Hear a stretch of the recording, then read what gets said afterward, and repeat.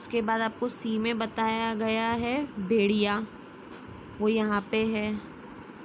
फिर तेंदुआ, ठीक है। फिर फन, वृक्ष जो हमने कभी नाम सुना, ये देखो जामुन का पेड़ यहाँ पर बताया हुआ है, ठीक है। क्रियाकलाप 7.5 आपने स्थानीय क्षेत्रों के वनस्पति जात और प्राणी जात की पहचान कर उनकी सूची बनाइए। 7.6 विशेष क्षेत्रीय प्रजाति। चलिए, बच्चे शीघ्र ही शांतिपूर्वक गहरे वन में प्रविष्ट हो गए। बच्चे एक विशालकाय गिलहरी को देखकर अचंभित रह गए। इस गिलहरी की एक लंबी फरादार पूंछ है। वे इसे विषय में जानने के लिए बहुत उत्सुक है। माधव जी ने बताया कि इसे विशाल गिलहरी कहते हैं और यह यहाँ की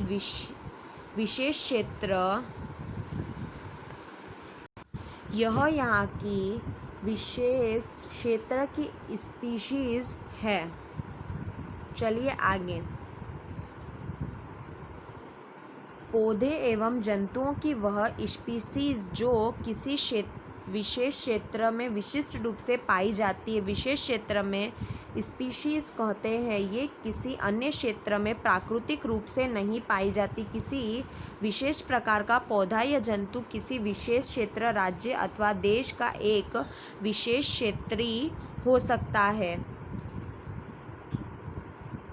माधव जी ने पंचमढ़ी जैव मंडलीय आरक्षित क्षेत्र में स्थित साल और जंगली आम के पेड़ को, तो देखिए जिस तरीके से गिलहरी देखा, तो ये क्या प्राकृतिक रूप से नहीं हो सकती, लेकिन ये किसी विशेष क्षेत्र में, और जैसे पेड़ पौधे होते तो वो किसी विशेष जगह पर ही पाए जाते हैं, हर जगह देखने को नहीं मिलते। तो देखिए यहाँ पे आपको एक पेड़ बता रही हूँ, वो है जंगली आम।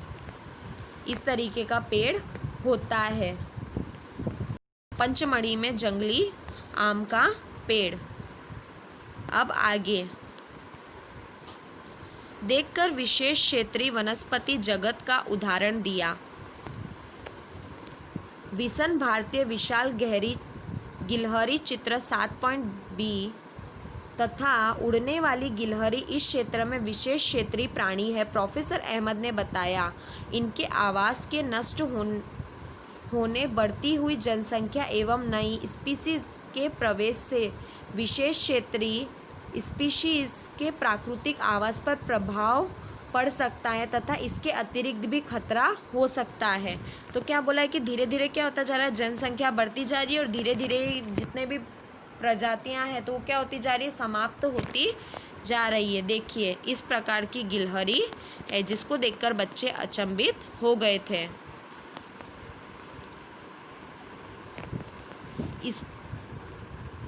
स्पीश सजीवों की इस समिष्ट का वह समूह है जो एक दूसरे के अंतजनन करने में सक्षम होता है। इसका अर्थ है कि एक जाति के सदस्य केवल अपनी जाति के सदस्य के साथ तथा अन्य जाति के सदस्य को छोड़कर जननक्षम संतान उत्पन्न कर सकते हैं। एक जाति के सदस्यों में सामान्य लक्षण पाए जाते हैं। 7.6 जिस क्षेत्र में आप रहते हैं वहाँ के विशेष क्षेत्रीय पौधे और जंतुओं का पता लगाइए। तो हम जहाँ रहते हैं वहाँ पे हमको पता लगाना है। क्रियाकलाप 7.7 चलिए देखिए आगे। शीघ्र ही पहली ने एक बोर्ड देखा जिस पर लिखा हुआ था पंचमढ़ी वन्य प्राणी अभ्यारण्य। प्रोफेसर अहमद ने बताया कि आरक्षित वनों की तरह ही कुछ ऐसे क्षेत्र हैं जहाँ पर जंतु सुरक्षित एवं संरक्षित रहते हैं, वन्य प्राणी अभ्यारण्य कहते हैं। माधव जी ने पुनः बोलते हैं कि अभ्यारण्य वह है स्थान है जहाँ प्राणी अथवा जंतु को मारना या शिकार करना अथवा पकड़ना पुनःहित निषेध एवं दंडनीय अपराध है। तो उन्होंने क्या बताया कि ऐसा स्थान है कि जहाँ पर हम प्राणियों को ना ही नुकसान पहुँचा सकते ना ही उन्हें मार सकते हैं। चलिए आगे। कुछ महत्व संकटापन्न वन्य जंतु जैसे कि काले हिरण, श्वेत आँखों वाला हिरण, हाथी, सुनहरी बिल्ली, गुलाबी सिर वाला बतख, घड़ियाल, कच्छ, मगरमच्छ, अजगर, गेंडा इत्यादि हमारे वन्य प्राणी